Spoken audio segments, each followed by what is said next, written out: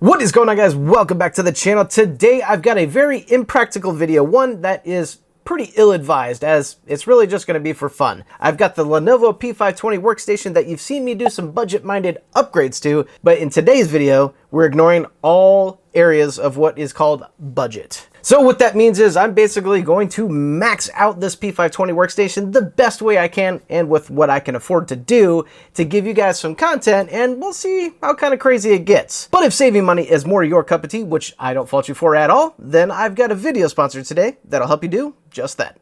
Let's go. Did you just finish building your brand new gaming PC and you're trying to finish off the build by installing and activating Windows, but you're finding yourself a little strapped for cash because you just bought all that nice new shiny hardware? Well, then I've got you covered in today's video sponsor, SCDkey. As mentioned, head on over to SCDkey.com, link in the description below, an online marketplace that specializes in keys to activate your copy of Windows. What you'll want to do is select to purchase a Windows 10 Pro key, click Buy It Now, and apply my promo code during checkout to take full advantage of a 25% discount they have going on right now for Valentine's Day. You can even use my promo code on Windows 11 or other Office product purchases. Next, all you got to do is zip on over to your Windows activation screen, click Change Product Key, and simply paste in the key you received digitally upon purchase. Click through the next activation menu screens and you are done. Now you have a fully licensed and activated copy of Windows on your new system. Remember, guys, don't forget to use my promo code during checkout to save yourself some sweet cash during checkout to activate your Windows copy. Thank you again to SCDkeys for sponsoring today's video, and now back to our regular content. Alright, so before we get into upgrades and what those upgrades will be, let's do a quick little tour of what I did previously in my previous video. By the way, if you haven't seen it, go check it out. So, over here on the Lenovo, we're just going to open it up like we normally do here by pushing that in and pulling this out. Get this off here. There we go. Okay, so really we didn't do a whole lot, and that was the purpose of that previous video. Just some slap-in upgrades that make this basically a powerhouse gaming PC, kind of like what I've done with the Optiplex stuff previously. But underneath this CPU cooler, just to give you an idea of what we have, is the W2135 Xeon processor. So these Lenovo workstations actually can only accept Xeon processors, so an i-series processor is just not in the options. However, you can do some CPU upgrades, which we'll get to. So we've got a 6-core 12-threaded processor that boosts up to 4.5 gigahertz, and then so that was just basically what I bought in the package. The package was all of that minus, you know, the add-in things that we're about to talk about. So for RAM, we also upgraded the RAM just a little bit. We only had a single stick of 16 gig memory that we had in there before when I bought the machine, before I did the upgrades. Just doubled that up to make it 32 gigs and to get it running in dual channel mode. More on that in a moment, because obviously this PC can run in quad channel mode. And we did throw an SSD in there. It's kind of hidden and not really visible, but these machines do accept NVMe SSDs, and there's actually 2 slots for them, so you can definitely get some pretty good storage options going with these machines. So I just slapped in a 512 gig SSD, and it's buried underneath the heatsink and behind this GPU. So speaking of the GPU, what we got here, and it's a monster, is the RX 5700 XT, a very great budget option that can generally be found anywhere between like $150 to $200 depending on the day. Usually I see them around like 150 to 175-ish, but a very nice budget-minded GPU. Aside from that, this is pretty much an OEM PC, and one other thing to talk about that I just wanted to point out, because it's going to play a particular key relevance in the upgrades that we do, is the power supply here. This is a 900 watt platinum rated power supply from Lenovo. It's very proprietary, so it's not like I could even swap it out if I wanted to, because there actually is some proprietary connections that I talk about in my previous video on. However, this combo of hardware is not needing that kind of power, so I thought to myself, I still got it on hand, and I really want to see what it can do and really make use of that 900 watt power supply. So I got to thinking, what upgrades can I do that basically, in essence, maxes it out? I mean, technically, there are still some more things that I could do, but this is pretty much what I consider a 90% max out on this type of platform. So let's talk about those upgrades. Just gonna kind of scoot this off to the side a little. First thing we'll talk about here, and I figured we'll start small and end big, right?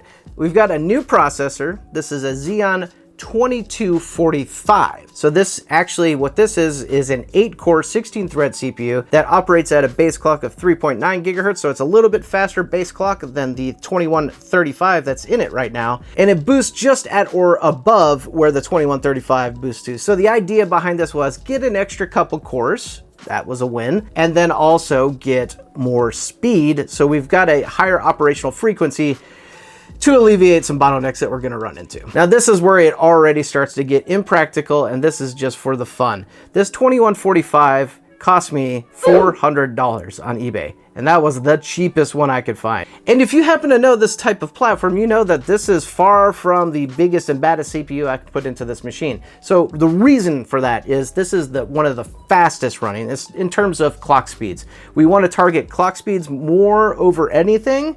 Obviously, having core count is good too, but more over anything when it comes to bottlenecks. So you can go all the way up to an 18-core, 36-thread CPU that'll cost you a whopping $1,200.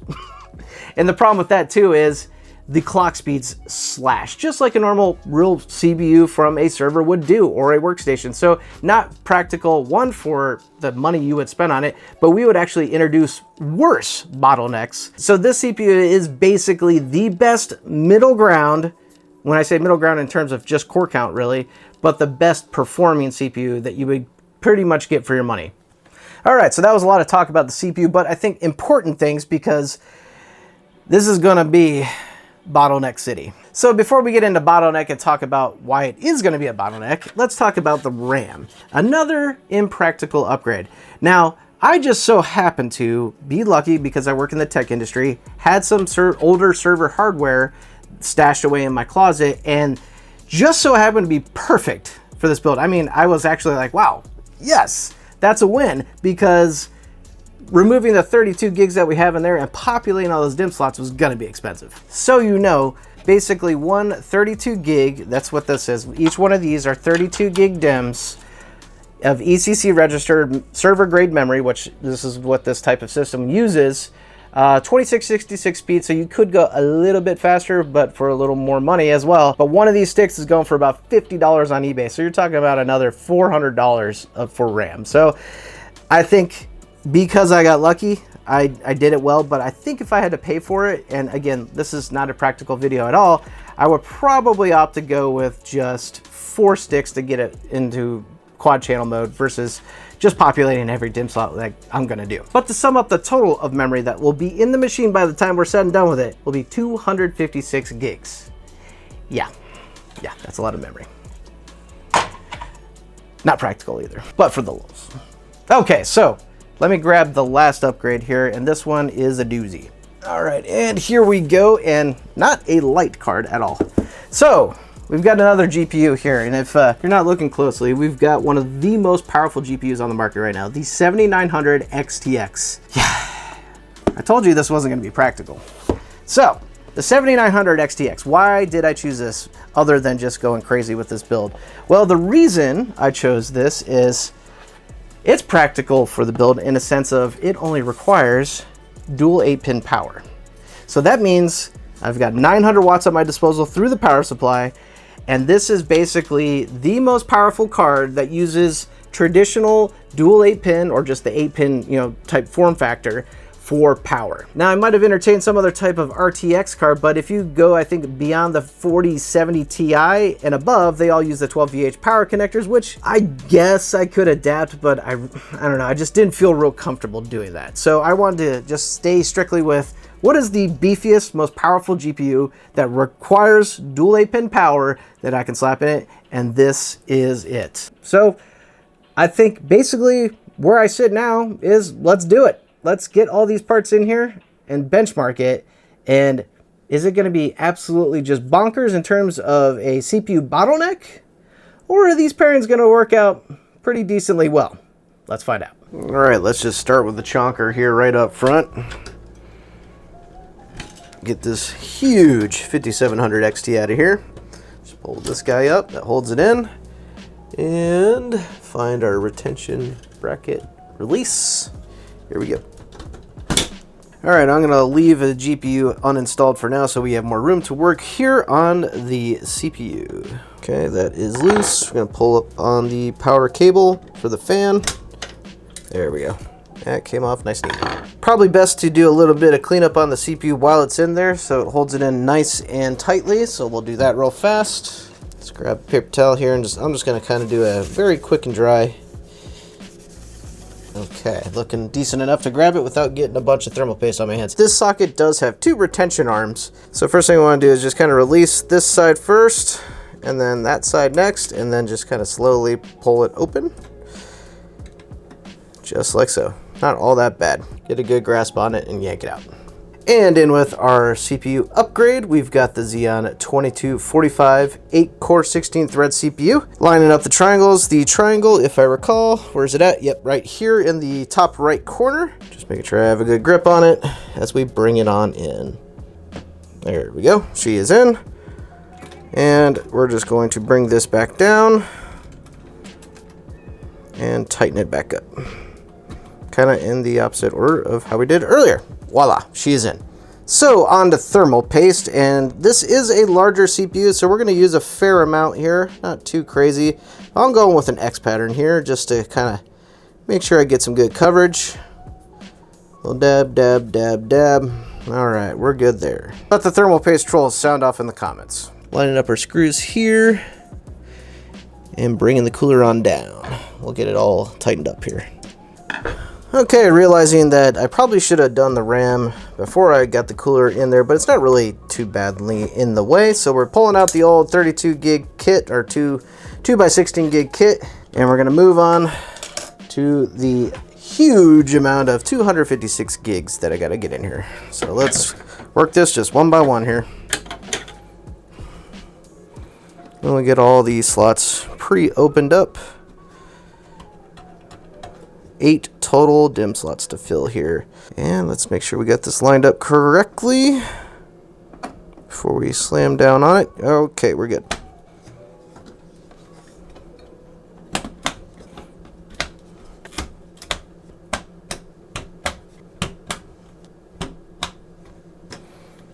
All right, all 8 DIMMs in for a total of 256 gigs. Complete overkill. All right, lastly, we've got the monster 7900 XTX going in. And by monster, it's actually smaller than the other GPU, but definitely heavier. And much, much, much more powerful. Here we go, all lined up. Nice, satisfying click in. We'll put this down. That keeps it good and stable and locked in there, and we're going to just get it plugged in with power. 1 8-pin and the second. Okay, everything is nice and fully seated. Let's see what this thing can do.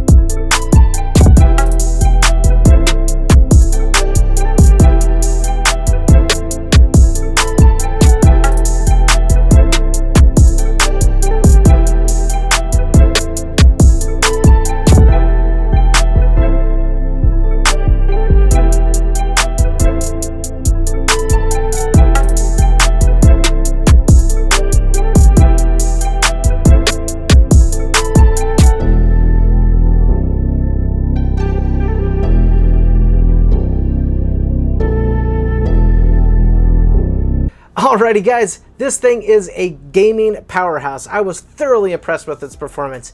And speaking of the performance and all the tests we did to measure that, I wanted to make sure that I paired it up with all the same exact tests that I did in the previous video when it just had the 6-core and 5700 XT, meaning all things ran in 1080p. Yeah, and you might be screaming at me in the comments at this point that the 7900 XTX has no business really being in a 1080p gaming machine, and I think I would definitely agree with you on that. And yes, I could have ran a lot of these tests in 1440p or above, but the idea here is I want to take this P520 workstation, max it out, and then compare the previous benchmark numbers to see what type of uplift we get, or would this be a CPU bottleneck nightmare and a completely failed idea? So with that said, I just want to quickly take a moment where some huge gains were noticed, some across the board, but mostly a big one being Cyberpunk, which I found interesting. On high settings with no uplift, I added nearly 100 more FPS.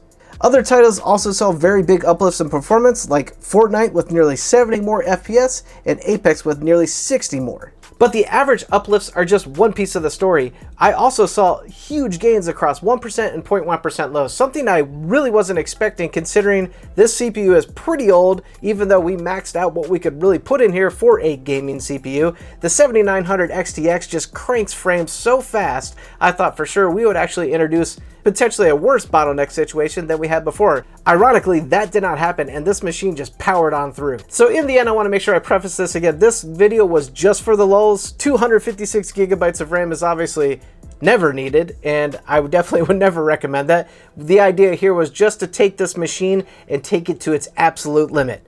And yeah, I think I did pretty much that.